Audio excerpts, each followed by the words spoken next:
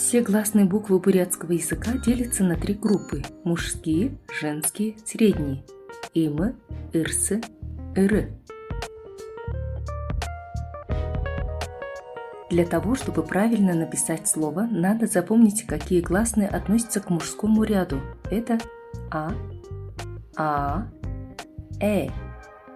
о, я,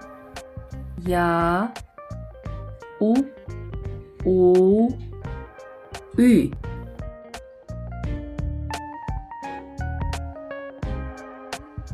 Так, например, в словах аха, надынхэ, онгысы нам встречаются гласные только мужского ряда.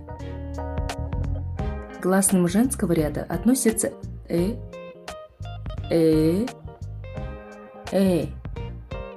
у,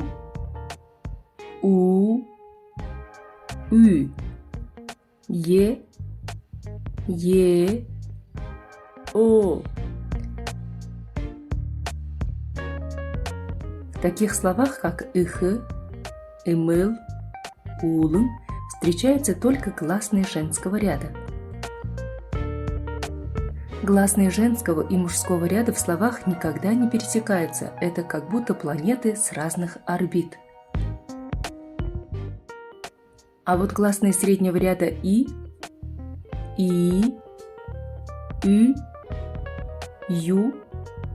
ю, могут пересекаться как и с женским рядом, так и с мужским.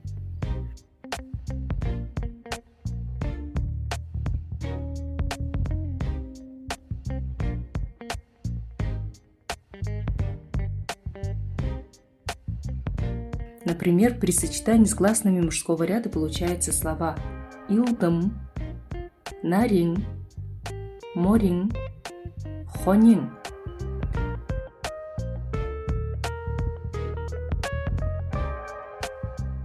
При сочетании с гласными женского ряда получаются слова има, мюдын, хурин. Второе правило айлгне говорил – последовательность гласных в слове. Второе правило гармонии гласных для третьего и последующих слогов. Если в середине слова есть определенные гласные, сочетающиеся с гласными в первом слоге, но не повторяющие их, то в третьем и последующих слогах пишутся гласные в соответствии с первым правилом сочетания гласных. Яраха, нидыха, барилдан. Третье правило айлгне нугарыл. Перелом гласных в слове. Если в середине слова имеется долгий гласный у, ю, у, то гласные в следующих слогах пишутся по правилам перелома гласных. Балюла, херюле, орулна, терула.